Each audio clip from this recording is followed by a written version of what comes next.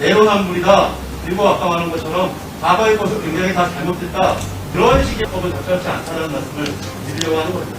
제가 먼저 도발하진 않고요. 저는 대신 도발에 대한 리액션은 확실히 하겠습니다. 우리 대통령께서 취임 100일 관련돼서 여러 가지 자화자찬하는 기자회견을 하셨습니다. 8월 16일에.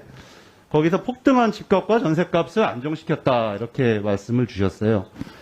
그리고 과거, 문재인 정부 5년 동안 우리 지금의 국민의힘 의원님들은, 폭등한 원인이 공급이 부족이다라고 아주 거의 저주에 가깝게 얘기를 하셨는데 그게 허구다라는 것은 오히려 우리 김희국 의원님이 잘 증명을 좀 해주셨다고 생각을 합니다. 저는 최근에 장관님께서 집값 문제에 대해서 방향을 하향 안정화 추세를 계속 이어가겠다 이렇게 말씀하셨는데 굉장히 적절한 대책이라고 생각하고 잘 장관님께서 기조를 잡고 있다고 생각하고 있거든요. 장관님 하향 안정화 추세를 계속 이어가실 생각이신 거죠? 당연히 그래야 된다고 생각합니다. 예, 적절하고 저는 맞는 취지라고 생각하는데 근데 대통령께서는 왜 100일 만에 저렇게 큰 자화자찬을 하셨는지 굉장히 궁금합니다. 그러니까 종부세라든지 이런 완화 문제에 대한 부동산 세제 완화를 발표한 것이 지난 7월 20일이었고 주택 공급 방안을 발표한 것이 불과 8월 16일 하루 전날이었어요. 아까 허영 의원님이 지적하신 것처럼. 그러니까 거의 100일 동안 별로 하신 일이 없어요. 아직은. 그런 정책 효과가 발현되는 시기가 아님에도 불구하고 집값 폭등을 완화했다. 뭐 이렇게 말씀을 하시는데 아까 뭐 장관님께서는 집값 하락의 원인이 종합적이라고 얘기를 하시지만 넘겨보십시오. 세계적인 부동산 전문 조사기관이라든지 이렇게 보면 작년에 집값 문제가 폭등한 것이 우리나라보다는 오히려 다른 선진국들이 많았고 또 넘어가십시다. 예. 그리고 과거에 미국에서도 저렇게 금리가 1% 올라가면 단기금리가 1% 올라가면 주택가격은 평균적으로 2년간 한 8.2% 하락한다라는 연구 결과도 있습니다. 그래서 이런 것처럼 종합적인 연구 결과도 있고 또 우리나라의 사례도 넘어가 봅시다. 즉 금리 인하 전에는 주담대가 저런 정도 58조 3억 정도였는데 즉 금리 인하 기간 동안 주담대가 굉장히 올라가서 전체적으로 유동성이 풍부해지고 사람들이 집을 사는 즉 금리 인하가 가장 중요한 문제다라는 실증적인 국제적인 연구 결과도 있고 우리나라의 사례들도 있습니다. 그리고 좀 전에 허영 의원님들도 그렇게 지표를 보여주셨고요. 그래서 지금 전체적으로 집값 폭등이 다소 완화된 것은 금리 상승으로 인한 것이라는 것에 대해서는 아마 이견이 없을 것인데 왜 대통령께서는 마치 자기가 100일 만에 무언가를 해냈던 것처럼 이렇게 자화자찬을 하면 오히려 시장에서는 어떻게 반응을 하냐면 대통령이 잘 모르고 있구나.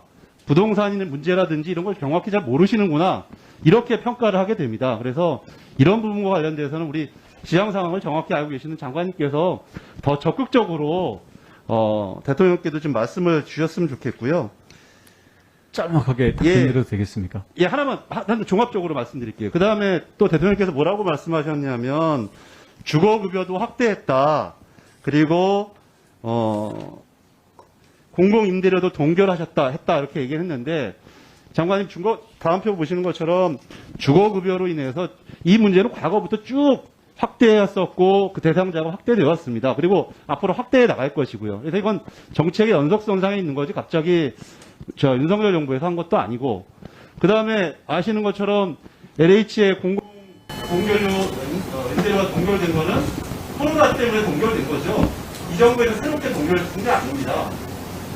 제가 말씀드리는 요지는 이렇게 정책의 연속선상에 있는 부분들을 갑자기 취임 100일 만에 자화자찬을 하면서 얘기를 하게 되면 시장은 오히려 더 싸늘하게 반응할 것이고 앞으로 여러 가지 정책 효과에 대해서도 신뢰하지 않을 거다 이런 말씀이거든요. 장관님께 어떻게 생각하십니까? 예, 집값은 소득, 금융, 공급 세 요인이 서로 맞물리면서 결과가 나타납니다.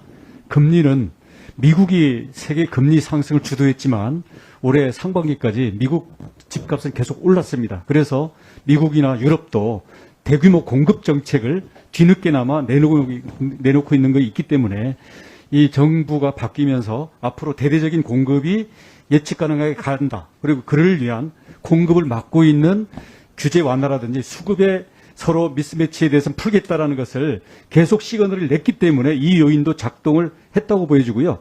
정권에 출범한 다음에 분양가 상한제라든지 아니면 전세 매물이 품귀 현상을 우려해서 매물을 유도하는 정책 등으로 해가지고 단기적인 시장 급등락 요인을 저희들이 제어했던 것은 사실입니다. 근데 물론 이것을 둘러싸고서 과연 누구의 공이고 누가 잘못했느냐 이런 부분들은 정치인의 메시지이기 때문에 그걸 감안해서 들어주시면 좋을 것 같습니다. 네. 예, 한 말씀만 드리는데요. 아까 말씀드렸던 것처럼 대통령의 메시지가 굉장히 중요하고 지금 대통령 신뢰의 원인이 메시지의 굉장한 부적절성 아니겠습니까?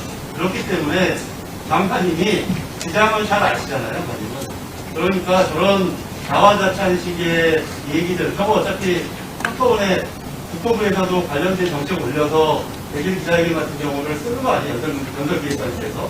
근데 저런 식의 메시지가 나오지 않도록 장관님이 좀 적절한 진언이나 정책 기한을 해줬으면 하는 거고, 앞으로도 말씀하신 것처럼 과거의 것과 현재의 것, 미래의 것이 합쳐져서 정책 효과를 내는 거잖아요. 그러니까 아까 같이 내로남불이다, 그리고 아까 말한 것처럼 과거의 것은 굉장히 다 잘못됐다. 국토 공무원들 다 과거에 공무원하셨던 분 아니에요. 그분들 두고 지금 정책을 하시는 거지 않습니까? 그렇기 때문에 그런 식의 어법이나 합법은 적절치 않다는 말씀을 드리려고 하는 겁니다. 제가 먼저 도발하진 않고요. 저는 대신 도발에 대한 리액션은 확실히 하겠습니다. 자, 박상익 의원님, 네, 수고 많으셨습니다.